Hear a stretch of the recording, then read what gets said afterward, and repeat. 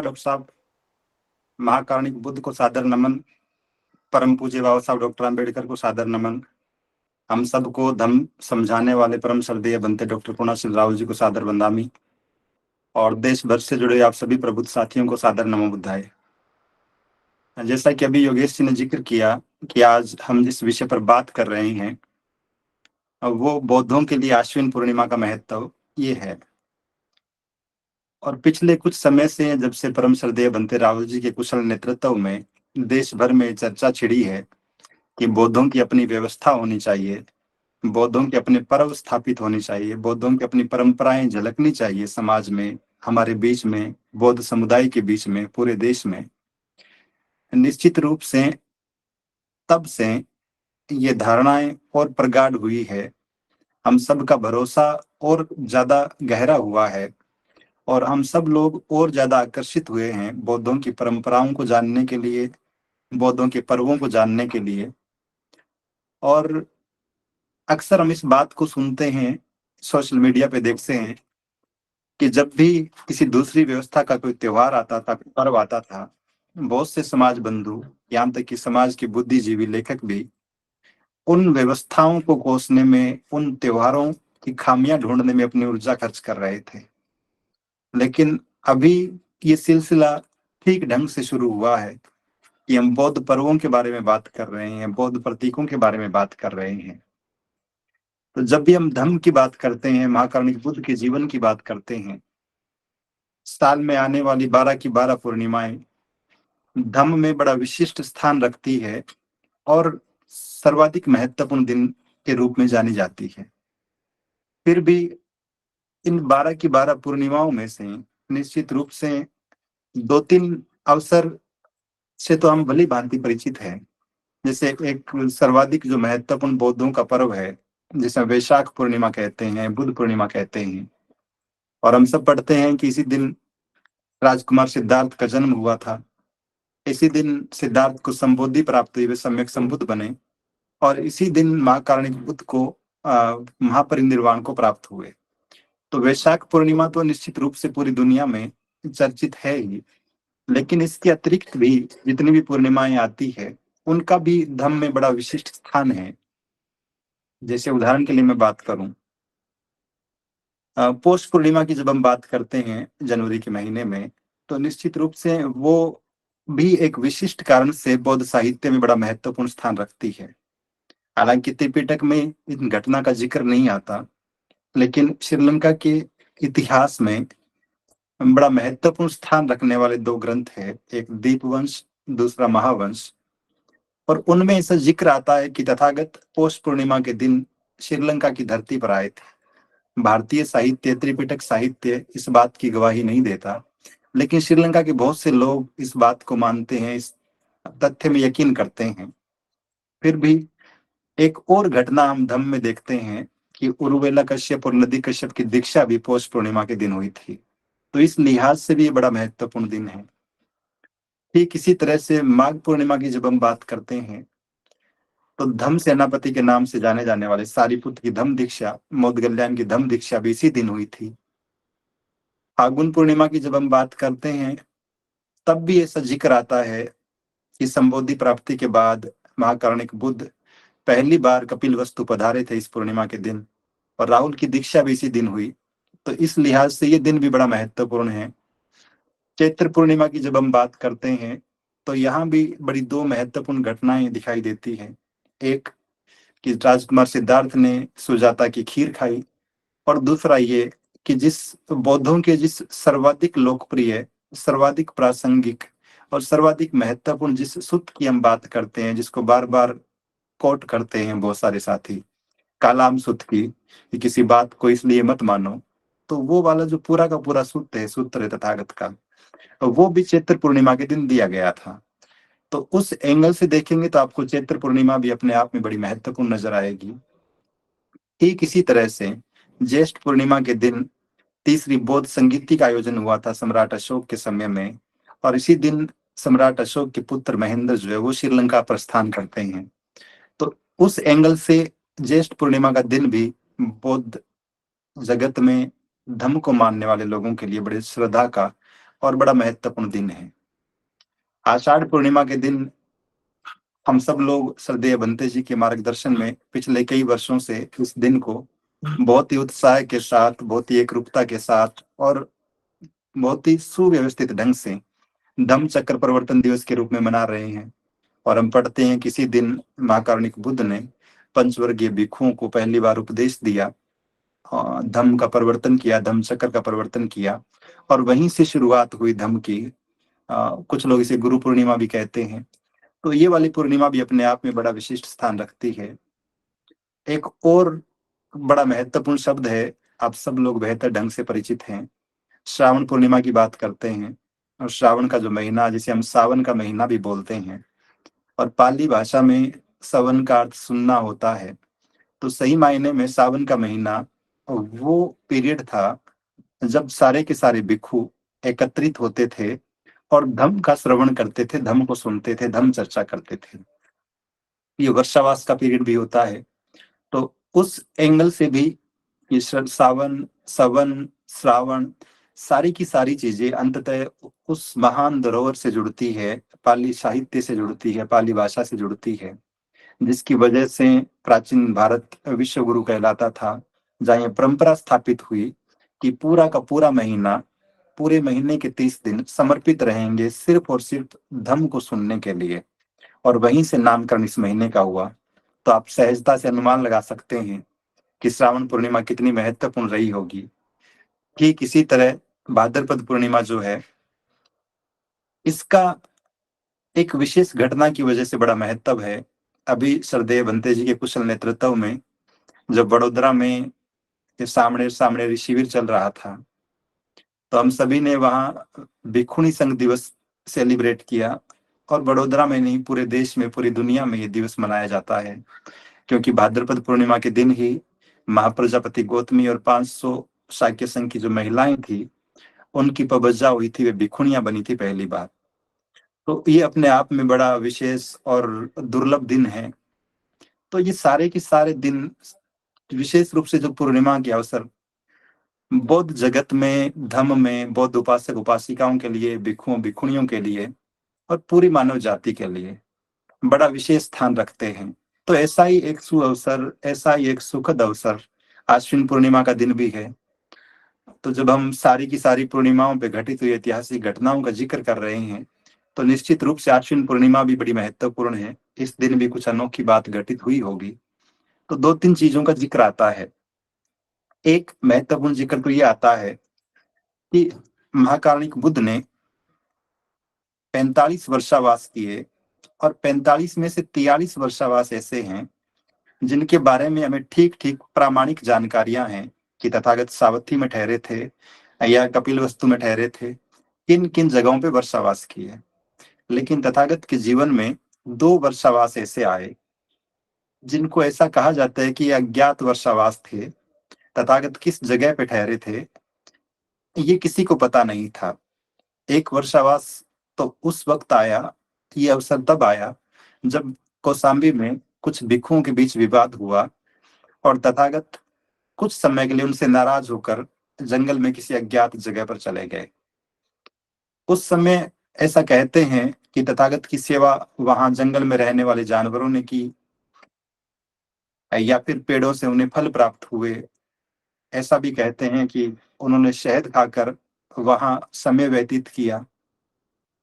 इसी वजह से उस विशेष पूर्णिमा को मधु पूर्णिमा भी कहते हैं। तो एक वर्षावास तो ये रहा। दूसरा वर्षावास एक और जिक्र आता है, और वो आश्विन पूर्णिमा से जुड़ा हुआ है कि तथागत 3 महीने के लिए किसी अज्ञात स्थान पे चले गए, और जिस दिन वापिस लौट के आए, वो संकिसा नाम की स्थान पे लौटे वापिस, और वो दिन आश्विन पूर्णिमा का था। तो ये वाला वर्षावास भी तथागत ने कहाँ व्यतीत किया, इसके बारे में भी ठीक ठीक से प्रामाणिक जानकारियां नहीं है। लेकिन ऐसा कहा जा सकता है कि 3 महीनों के वर्षावास के बाद जब तथागत वापिस आए, सारे के सारे भिक्षुओं भिक्षुणियों को कोई जानकारी न थी, उपासक उपासिकाओं को जानकारी न थी, सारिपुत्र और भक्त कल्याण को छोड़कर। तो सब लोग बहुत बेसब्री से इंतजार कर रहे थे उनके वापिस आने का। और जब तथागत वापिस आए, तब त्रिपिटक साहित्य में पढ़ते हैं कि लगभग 30 योजन तक उपासक उपासिकाएं पंक्तिबद्ध होकर खड़े थे उनके स्वागत के लिए। 30 योजन का मतलब कई सौ किलोमीटर लंबी लोगों की कतारें थी तथागत का स्वागत करने के लिए। तो वो दिन आश्विन पूर्णिमा का दिन था। एक महत्वपूर्ण घटना तो इस संदर्भ में देखी जाती है। दूसरा, चूंकि हम बार बार जिक्र करते हैं वर्षावास का, तो वर्षावास की शुरुआत हम पढ़ते हैं कि आषाढ़ पूर्णिमा से होती है और फिर सावन, भादो और आश्विन पूर्णिमा पे आकर वर्षावास संपन्न होता है। तो ये लगभग 3 महीने जो है, सारे के सारे भिक्षु भिक्षुणियां प्राचीन समय में, मध्यकालीन भारत में, मध्य काल जो है भारतीय इतिहास का, उस अवधि में निश्चित रूप से आवागमन के साधन बहुत ज्यादा नहीं रहे होंगे। और इसके साथ साथ एक और बड़ी दुविधा थी कि बरसात का मौसम होता है, नदियां उफान पर होती है, कहीं पर बाढ़ के हालात होते हैं, तो आवागमन बड़ा मुश्किल हो जाता है। तो तथागत ने ये नियम बनाया कि ये 3 महीने वर्षावास के समय सारे के सारे भिक्षु एक ही जगह पर रहेंगे, सारी की सारी भिक्षुणियां एक ही जगह पर रहेगी। वो अध्ययन करेंगे, धर्म की चर्चाएं करेंगे, ध्यान साधना करेंगे और अपनी एकाग्रता को, धर्म के प्रति अपनी समझ को और गहरा करने का प्रयास करेंगे।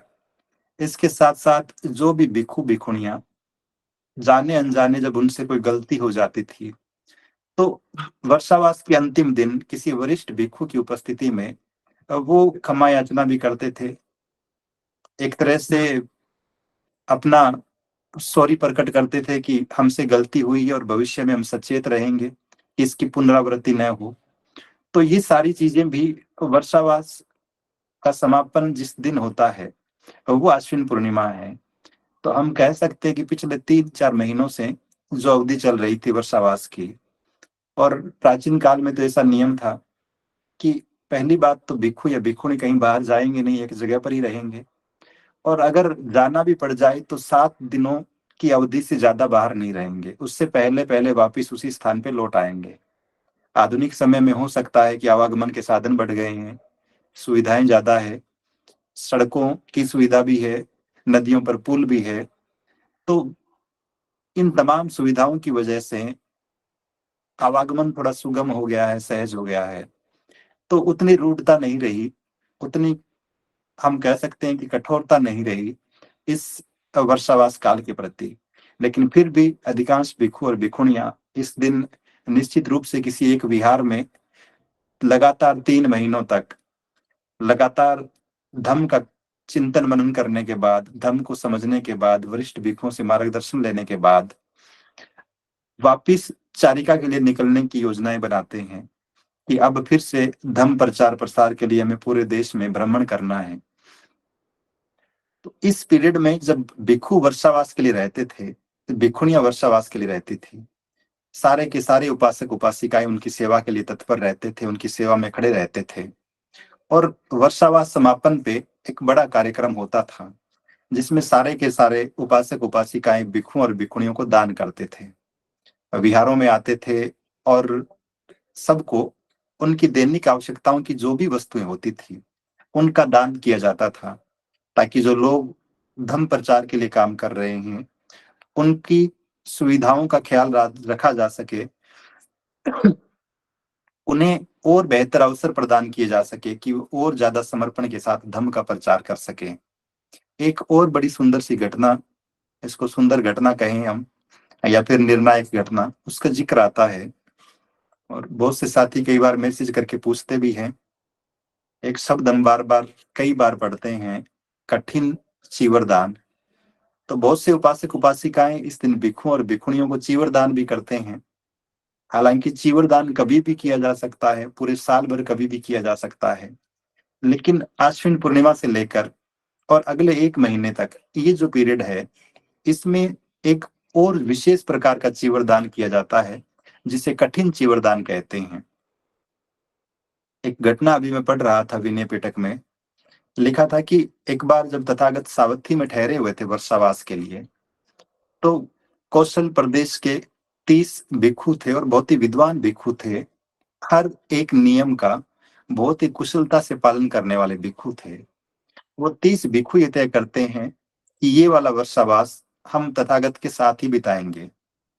तो वो अपने निर्धारित स्थान से जहां वो रहते थे वहां से प्रस्थान करते हैं तथागत के पास सावथी आने के लिए।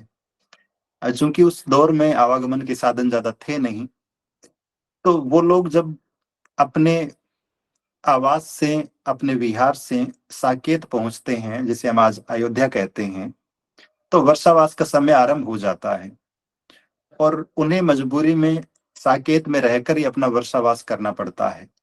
तो 30 के 30 भिक्षु वहीं रहते हैं, लेकिन उनके मन में बड़ा पश्चाताप था, बड़ा दुख था कि थोड़ी सी दूरी पर तथागत रहते हुए वर्षावास कर रहे हैं और हम लोग जो हैं वो यही उलझ के रह गए हैं साकेत में ही, वहां पहुंच नहीं पाए जहाँ तथागत वर्षावास कर रहे हैं।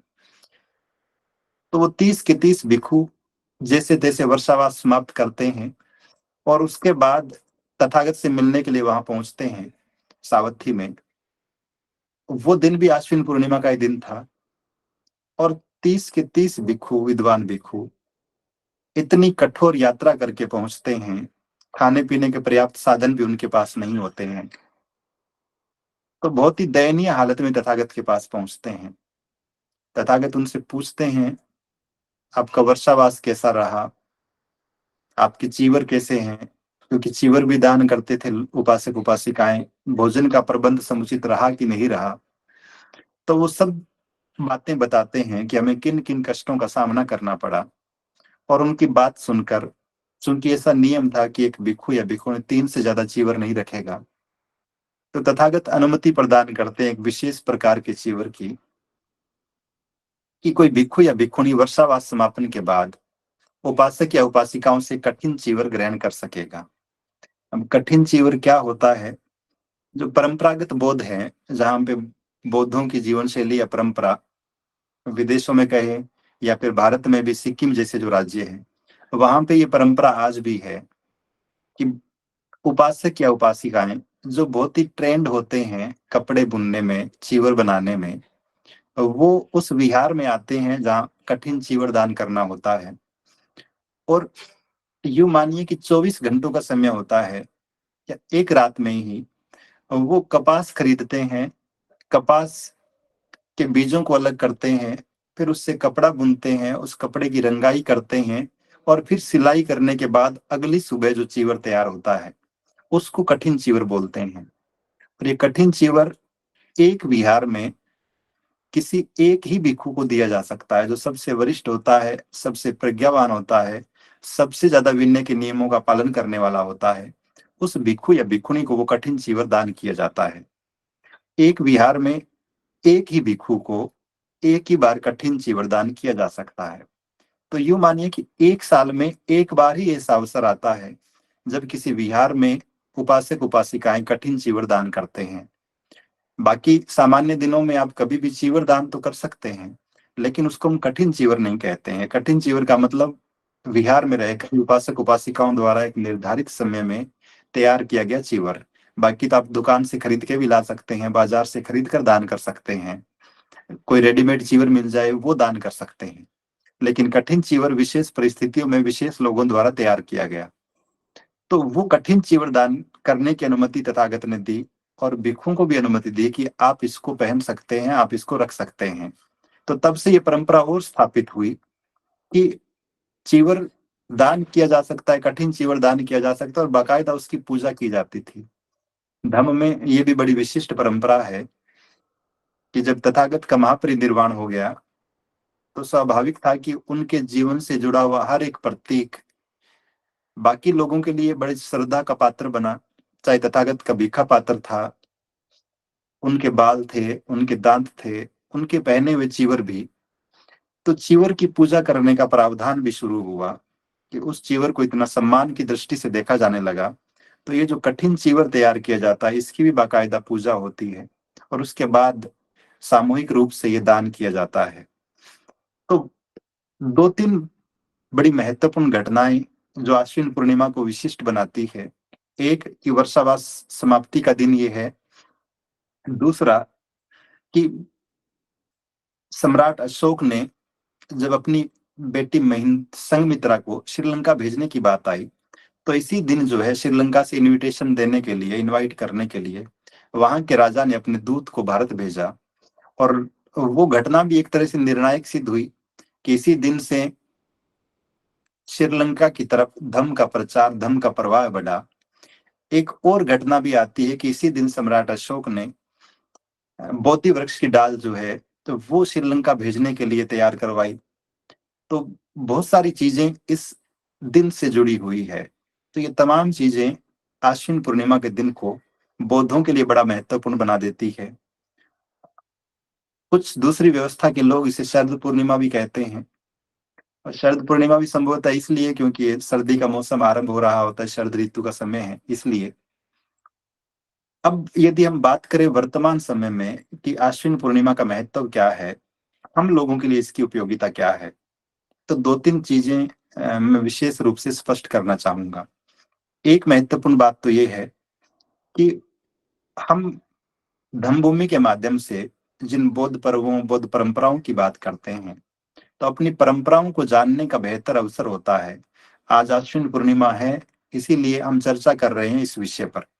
तो एक महत्वपूर्ण चीज तो ये हो जाती है कि हम अपनी परंपराओं को बेहतर ढंग से जान रहे होते हैं, उन पे चिंतन मनन कर रहे होते हैं। और आज भावनगर में, गुजरात के भावनगर में श्रद्धेय भिखुनी धम्म विनय जी का वर्षावास समापन समारोह भी रखा गया था संभवतः। तो ये सारे के सारे कार्यक्रम आयोजित हो रहे होते हैं। तो धम्म की परंपराओं, बौद्धों की परंपराओं से जुड़ने का सुअवसर हम सभी के लिए रहता है।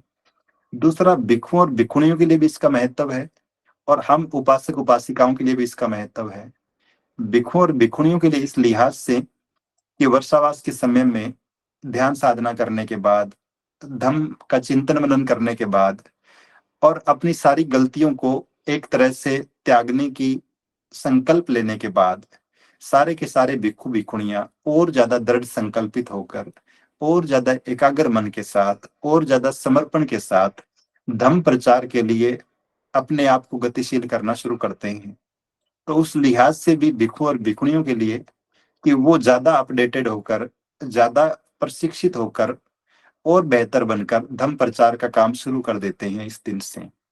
अगर हम उपासक उपासिकाओं की बात करें, तो भिक्षु और भिक्षुणी संघ और उपासक और उपासिका संघ जो है, इन दोनों को जोड़ने का काम भी ये दिन करता है।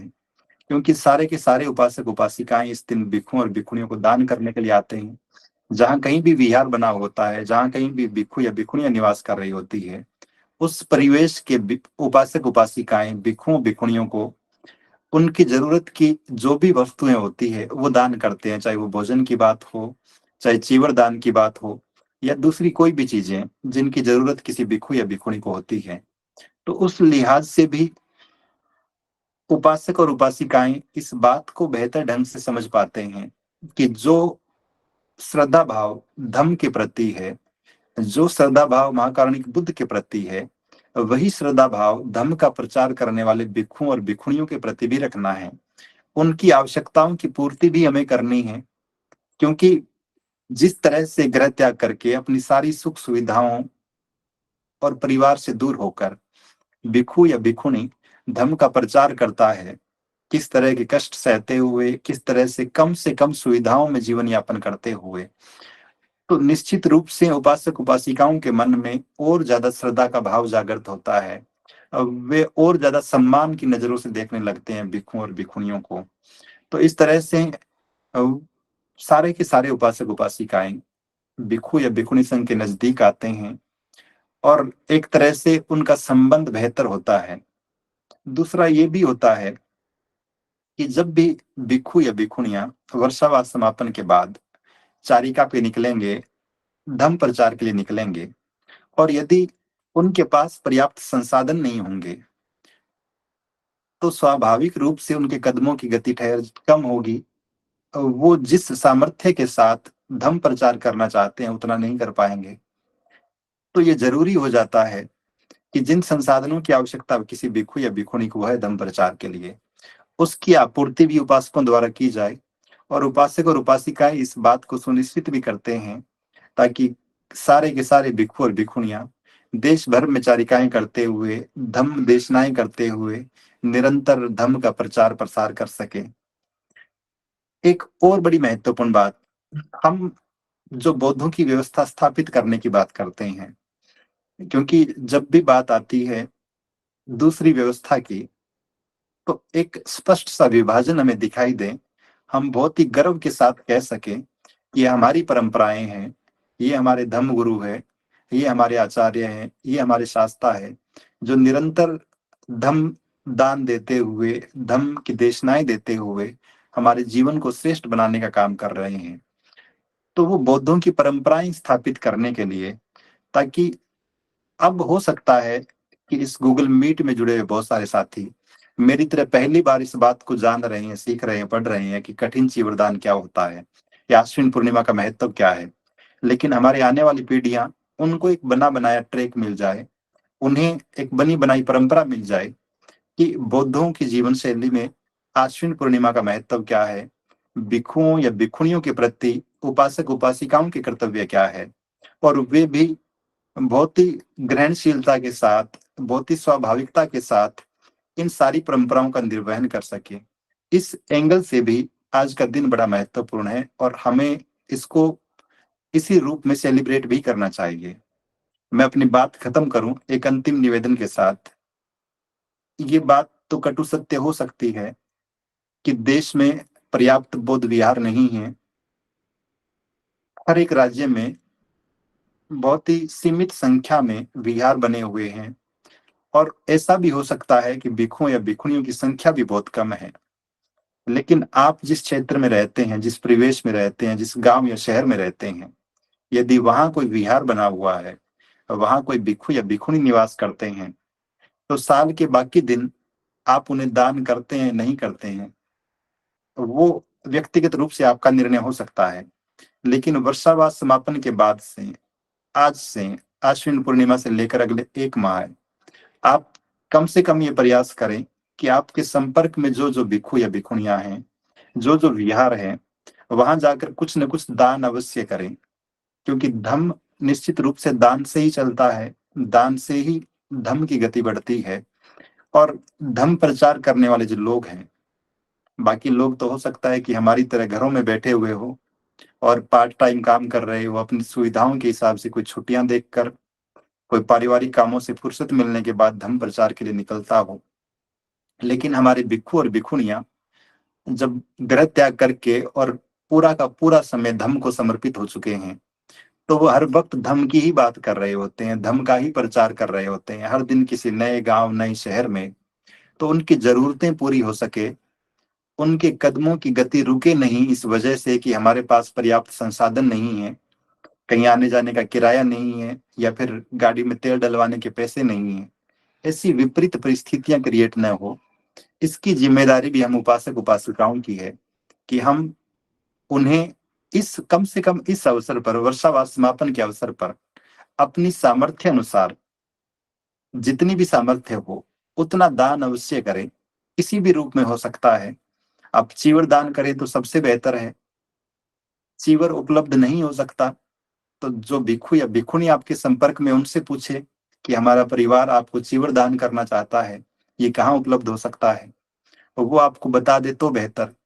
और आपको लगे कि आसपास कहीं उपलब्ध नहीं है, तो कम से कम एक चीवर के बराबर जो दान राशि है, वो उन भिक्षु या भिक्षुणी को दान करी जा सकती है, ताकि निकट भविष्य में जब भी उन्हें जरूरत हो वो चीवर खरीद सके और बहुत ही सम्मान के साथ धर्म का प्रचार कर सके।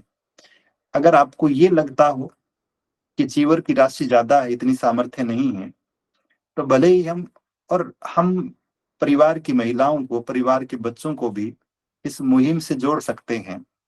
जब हम किसी भिक्षु या भिक्षुणी को अपने घर पे इनवाइट करते हैं, अगर विहार नहीं है आसपास, तो घर के बच्चों के हाथों ही सही हम टूथपेस्ट, उनके काम आने वाले ब्लेड, बिस्किट, कुछ भी ऐसी दैनिक उपयोगिता की चीजें उन्हें बच्चों से दान करवाएं। बच्चों के मन में भी श्रद्धा भाव उत्पन्न होगा, वे भी इस बात को समझेंगे कि हम हमारे भिक्षुओं को, भिक्षुणियों को, जो हमें श्रेष्ठ जीवन का मार्ग बताते हैं, जो हमें धम्म की देशनाएं देते हैं, उन्हें ये चीजें दान कर रहे हैं। और धीरे धीरे ये बात उनके व्यवहार में भी आ जाएगी। बाद में उन्हें समझाने की जरूरत नहीं पड़ेगी कि ऐसा करना होता है, वो उनकी आदत का हिस्सा बन जाएगा। तो इस निवेदन के साथ, इस उम्मीद के साथ कि आश्विन पूर्णिमा का महत्व तो हम सभी के लिए है ही है, और बहुत सी ऐतिहासिक घटनाओं का जिक्र मैंने किया है।